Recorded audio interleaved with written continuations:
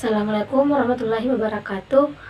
Puji syukur kita panjatkan kehadirat Allah Subhanahu wa Ta'ala, karena berkat rahmat dan hidayahnya lah sehingga kita masih diberikan kesehatan. Dan tak lupa pula kita kirimkan sholawat serta salam kepada Nabi besar Muhammad Sallallahu Alaihi Wasallam yang telah membawa kita dari alam yang gelap gulita menuju alam yang terang benderang.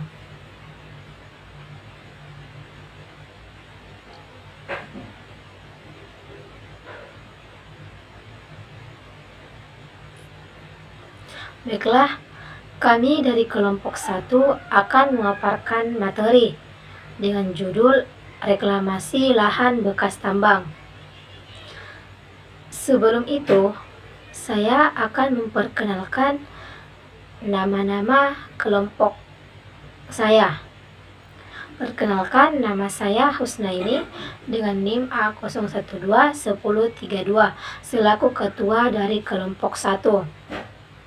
Anggota saya yaitu Jessica NIM A0121027, Nur Ilmi NIM A0121028, Irmayanti NIM A0121029, Sadrina NIM A0121030, Fika Aulia NIM A0121031, Nurinaya Hijrana NIM A0121033, Hasnita NIM A0121034, Nur Asisa NIM A0121035, dan Syahrani A0121036.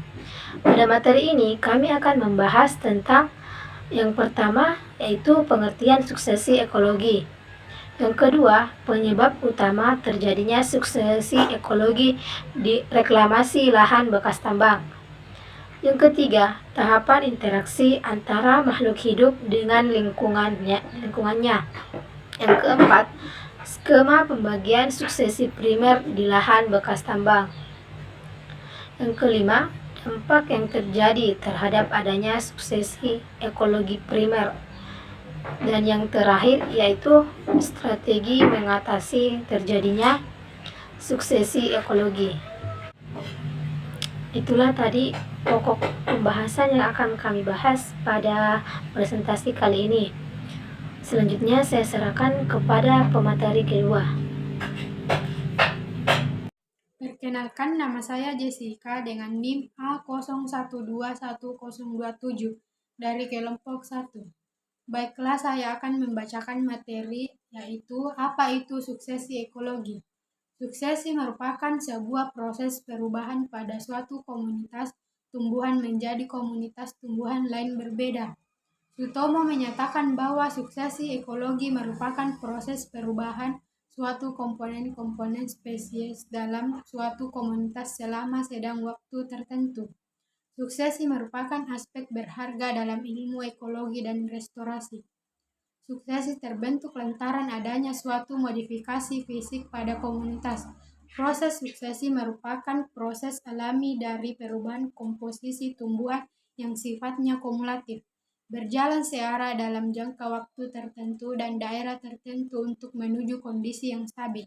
Proses suksesi pada suatu tanaman dikendalikan oleh hukum alam dan akan berakhir pada kondisi puncak atau disebut stadia klimaks yang secara dinamis sudah seimbang dengan lingkungannya. Suksesi dapat dibedakan menjadi dua, yaitu satu, suksesi primer. Suksesi primer terjadi karena komunitas asal terganggu yang mana komunitas tersebut dapat hilang secara total sehingga di tempat komunitas asal terbentuk habitat baru. Gangguan tersebut dapat terjadi secara alami seperti gunung meletus, tanah longsor, dan lain sebagainya. Gangguan tersebut juga dapat terjadi karena perbuatan manusia seperti penambangan batu bara, minyak bumi, dan timah. 2. Suksesi sekunder. Suksesi sekunder juga terjadi karena adanya gangguan namun tidak merusak secara total tempat tumbuh organisme sehingga dalam komunitas tersebut substrat lama dan kehidupan masih ada. Desa Banjarsari telah hidup berdampingan langsung dengan kegiatan pertambangan batu bara. Sekian dan terima kasih. Baik, saya atas nama Nur Ilmi dengan NIM A0121028 Langsung saja saya akan melanjutkan materi dari saudari Jessica. Nah, kondisi lahan bekas tambang tergambar nyata di tengah pemukiman warga. Ironinya adalah reklamasi sebagai bagian dari kaidah pertambangan yang baik dan benar. Ternyata belum nampak jelas di wilayah tersebut. Reklamasi merupakan suatu kegiatan yang bersifat menyeluruh dan berkelanjutan. Aspek yang berpengaruh dengan reklamasi adalah pemerintah, pengusaha pertambangan, dan masyarakat. Nah, masyarakat di sini lebih sering menjadi korban pembangunan ketimbang penikmat pembangunan, sehingga aspek ini perlu diberdayakan lebih intensif. Hal ini agar masyarakat tidak saja dijadikan objek yang terkena dampak, namun diposisikan sejajar dengan kelompok terlibat lainnya dalam memformulasikan kebijakan lingkungan. Nah, kemudian melalui pendekatan kondisi partisipasi masyarakat dalam perencanaan reklamasi lahan bekas tambang diharapkan dapat meningkatkan keberdayaan masyarakat dalam pengelolaan lingkungan. Kemudian fungsi partisipasi masyarakat adalah sebuah instrumen komunikasi dua arah antara pemrakarsa dengan masyarakat dalam menentukan formulasi kebijakan pengelolaan lingkungan di wilayah tersebut. Kemudian adanya pengetahuan tentang gambaran real partisipasi masyarakat lokal dalam reklamasi beserta faktor yang mempengaruhinya, maka dapat dijadikan bahan kajian dan analisis lebih lanjut dalam kebijakan pengelolaan sumber daya alam dalam kerangka pembangunan berkelanjutan. Itulah dari saya. Selanjutnya akan dilanjutkan oleh pemateri selanjutnya. Perkenalkan, nama saya Irmayanti, NIM A0121021029. Di sini saya akan melanjutkan materi tentang penyebab utama terjadi suksesi ekologi reklamasi lahan bekas tambang. Nah, di mana reklamasi adalah kegiatan yang bertujuan memperbaiki atau menata kegunaan lahan yang terganggu sebagai akibat kegiatan usaha pertambangan agar dapat berfungsi dan berdaya guna sesuai yang diperuntukannya. Pembangunan berwawasan lingkungan menjadi suatu kebutuhan penting bagi setiap bangsa dan negara yang menginginkan kelestarian sumber daya alam. Oleh sebab itu, sumber daya alam perlu dijaga dan dipertahankan untuk kelangsungan hidup manusia kini maupun untuk generasi yang akan datang. Manusia merupakan penyebab utama terjadinya kerusakan lingkungan ekosistem. Dengan semakin bertambahnya jumlah populasi manusia, kebutuhan hidupnya pun meningkat. Akibatnya terjadi peningkatan permintaan akan lahan seperti di sektor pertanian dan pertambangan. Sejalan dengan hal tersebut dan dengan semakin hebatnya kemampuan teknologi untuk memodifikasi alam, maka manusialah yang merupakan faktor yang paling penting dan dominan dalam merestorasi ekosistem rusak. Kegiatan pembangunan seringkali menyebabkan kerusakan lingkungan, sehingga menyebabkan penurunan mutu lingkungan, berupa kerusakan ekosistem yang selanjutnya mengancam dan membahayakan kelangsungan hidup manusia itu sendiri. Kegiatan seperti pembukaan hutan, penambangan, pembukaan lahan pertanian dan pemukiman bertanggung jawab terhadap kerusakan ekosistem yang terjadi. Akibat yang ditimbulkan antara lain kondisi fisik, kimia, dan biologis tanah menjadi buruk, seperti contohnya lapisan tanah tidak berprofil, terjadi block density atau pemadatan, kekurangan unsur hara yang penting, pH rendah, pencemaran oleh logam-logam berat pada lahan bekas tambang, serta penurunan populasi mikroba tanah. Untuk itu diperlukan adanya suatu kegiatan sebagai upaya pelestarian lingkungan agar tidak terjadi kerusakan lebih lanjut. Upaya tersebut dapat ditempuh dengan cara merehabilitasi ekosistem yang rusak. Dengan rehabilitasi tersebut diharapkan akan mampu memperbaiki ekosistem yang rusak sehingga dapat pulih, mendekati atau bahkan lebih baik dibandingkan kondisi semula. Perkenalkan, nama saya Sadrina, NIM A0121030. Baiklah, saya akan melanjutkan materi yang telah dikemukakan oleh teman-teman. Langsung saja. Nah, kegiatan pertambahan bahan galian berharga dari lapisan bumi telah berlangsung sejak lama. Selama kurun waktu 50 tahun, konsep dasar pengolahan relatif tidak berubah. Yang berubah adalah skala kegiatannya. Mekanisasi peralatan pertambangan telah menyebabkan skala pertambangan semakin membesar.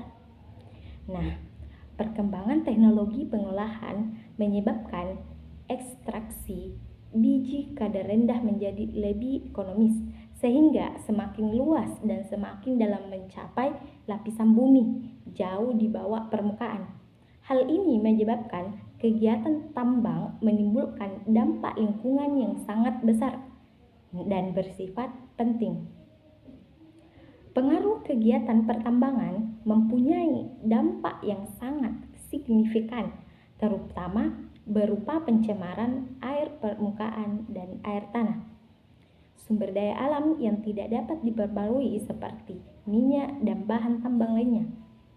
Apabila diekstraksi, harus dalam perencanaan yang matang untuk mewujudkan proses pembangunan nasional berkelanjutan yang dikemukakan Arif 2007. Di antara keberlanjutan pembangunan tersebut yaitu dapat terwujudnya masyarakat mandiri pasca penutupan atau pengakhiran tambang pribadi yang dikemukakan 2007. Aktivitas ekonomi tetap berjalan setelah pengakhiran tambang dan tidak terjadi ghost town atau kota hantu. Daerah yang telah dilakukan pengakhiran tambang tidak terlalu berdampak potensi bahan galian habis sama sekali. Nah, lebih lanjut, komoditas bahan galian tertentu dapat masih tertinggal sebagai akibat tidak mempunyai nilai ekonomi bagi pelaku usaha yang bersangkutan. Akan tetapi, sumber daya bahan galian tersebut dalam jangka panjang dapat berpeluang untuk diusahakan apabila antara lain terjadi perubahan harga atau kebutuhan yang meningkat signifikan. Reklamasi lahan bekas tambang selalu merupakan upaya untuk memperbaiki kondisi lingkungan pasca tambang agar menghasilkan lingkungan ekosistem yang baik dan diupayakan menjadi lebih baik dibandingkan rona awalnya. Dilakukan dengan pertimbangan potensi bahan galian yang masih tertinggal. Oke, cukup sekian pendapat saya sampaikan. Selanjutnya akan dilanjutkan oleh teman saya. Baiklah, Assalamualaikum warahmatullahi wabarakatuh. Perkenalkan, nama saya Fika Ulia dengan NIM Agus 121031, perwakilan dari kelompok 1. Nah, baiklah, di sini saya akan melanjutkan pemaparan materi yaitu tahapan interaksi antara makhluk hidup dengan lingkungan. Interaksi makhluk hidup dan lingkungan, satuan makhluk hidup dalam ekosistem, individu, populasi, komunitas, ekosistem, bioma, biosfer. Individu yaitu makhluk hidup tunggal, contohnya seorang manusia, seekor ikan, sebuah pohon mangga, sebatang pohon gaharu, sebatang pohon jati, sebatang pohon merenti, sebatang pohon ulin, dan seekor semut. Populasi yaitu sekelompok individu sejenis yang menempati daerah tertentu, contohnya segerombolan ikan gurami di kolam, sekumpulan bunga mawar di taman bunga, dan sekelompok orang utan di hutan. Selanjutnya itu, di dalam suatu ekosistem, besar kecilnya populasi selalu berubah dari waktu ke waktu, sehingga akan terjadi perubahan populasi. Perubahan tersebut disebabkan oleh 4 faktor, yaitu natalitas atau kelahiran menyebabkan bertambah, imigrasi atau datang dari tempat lain menyebabkan bertambah, mortalitas atau kematian menyebabkan berkurang, emigrasi atau pindah ke tempat lain menyebabkan berkurang. Komunitas yaitu kumpulan beberapa populasi yang berbeda tetapi mempunyai hubungan saling berinteraksi satu sama lain pada waktu dan daerah tertentu. Contohnya, komunitas terumbu karang di laut, populasi kambing dengan populasi rumput, sekelompok kerbau yang sedang berada di sawah. Nah, baiklah, itulah tadi pemaparan materi saya. Saya kembalikan ke moderator. Terima kasih. Assalamualaikum warahmatullahi wabarakatuh. Perkenalkan, nama saya Nur Inayah Jirana dengan NIM A012133. Baik, saya akan melanjutkan materi yaitu ekosistem, yaitu interaksi yang berbentuk antara makhluk hidup atau komponen biotik dengan benda tak hidup atau komponen abiotik. Menurut proses pembentukannya, ekosistem dapat dibagi menjadi dua, yaitu ekosistem buatan adalah ekosistem yang berbentuk karena adanya campur tangan manusia atau sengaja dibuat oleh manusia. Contohnya akuarium, ekosistem sawah, ladang, waduk, dan kolam ikan. Ekosistem alami adalah ekosistem yang terbentuk secara alami tanpa ada campur tangan dari manusia. Contohnya padang rumput, gurun pasir, ekosistem laut, ekosistem danau, dan hutan alami. Bioma merupakan ekosistem besar yang terbentuk karena perbedaan letak geografis dan astronomis dengan flora dan fauna yang khas. Contoh, bioma hutan hujan, tropis, taiga, padang rumput, sabana, gurun, dan tundra. Biosfer merupakan bagian dari bumi yang mencakup udara, daratan, serta air yang memungkinkan kehidupan yang proses biotik berlangsung. Biosfer juga dapat diartikan sebagai kumpulan semua ekosistem yang ada di bumi. Skema pembagian suksesi primer di lahan bekas tambang. Contoh, skema suksesi ekologi pada lahan bekas tambang. Gangguan celah dalam ekosistem bagi spesies baru untuk menjajah lanskap diperhatikan perusahaan tambang ketika mengeksplorasi alam alami. Tumbuhnya spesies pioni, komunitas klimaks tercalai dan ekosistem yang lebih stabil terbentuk. Spesies violars menjajah untuk daerah yang dapat bertahan dalam suatu komunitas. Baiklah, langsung saja perkenalkan, nama saya Asnita dengan NIM A01211034. Langsung saja, dampak yang terjadi terhadap adanya suksesi ekologi primer. Perubahan komposisi spesies dalam komunitas akan bervariasi sepanjang waktu. Di beberapa spesiesnya menurun dan spesies lainnya meningkat. Ketika perubahan sangat besar dan kuat, maka akan mempengaruhi sistem secara keseluruhan. Kaitannya dengan ekosistem dalam mencapai perlunya keberadaan aspek yang sangat luas seperti pembangunan, konsep energi, masalah pertanian, dan juga masalah konservasi. Proses suksesi berakhir dengan sebuah komunitas atau ekosistem yang disebut dengan klimaks. Dalam kondisi ini sering dikatakan bahwa sebuah ekosistem dalam homeostasis, suatu kondisi di mana ekosistem dapat mempertahankan kestabilan internalnya sebagai respons yang koordinasi dari subsistem komponen terhadap setiap rangsangan yang mengganggu kondisi komunitas normal. Selanjutnya, strategi mengatasi terjadinya suksesi ekologi. Nah, suksesi ekologi pada reklamasi lahan bekas tambang dapat diatasi dengan 5 tahapan. 5 tahapan reklamasi pertambangan sangat dibutuhkan untuk mengembalikan kondisi alam seperti semula.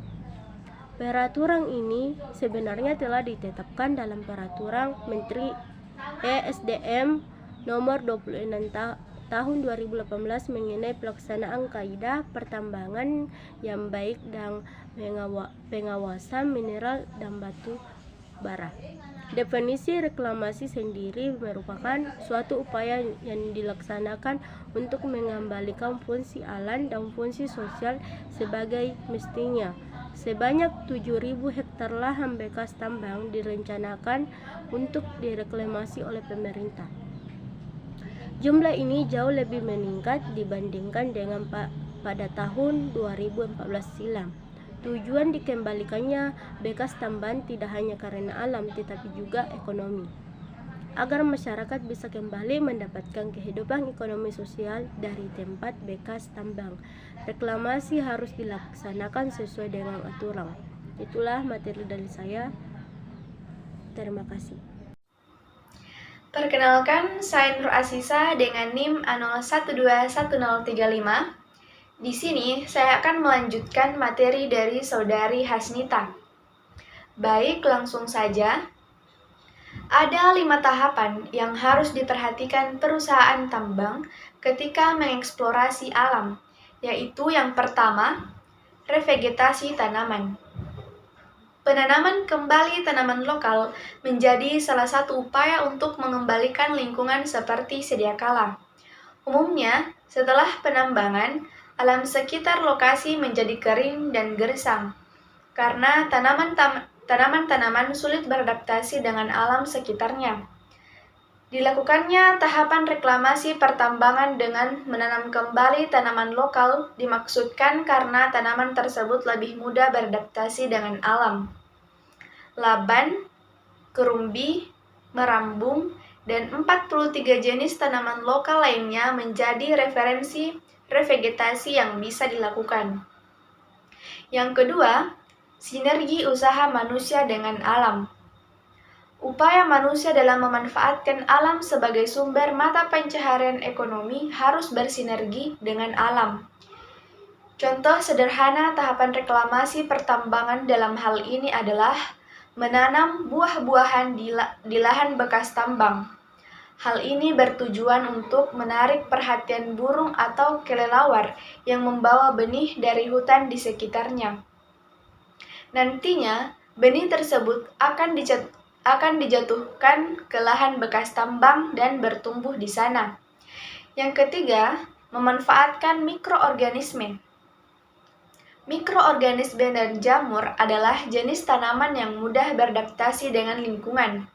Jamur biasanya tumbuh liar di beberapa batang pohon dan memiliki fungsi membawa fosfor dan nitrogen dari tanah ke tanaman secara alami. Adapun beberapa jenis jamur yang tepat dijadikan sarana membantu reklamasi, yaitu Eupenicillium, Penicillium, dan Aspergillus. Ketiga jenis jamur tersebut mampu menguraikan bahan organik atau membantu proses pembentukan mineral di dalam tanah.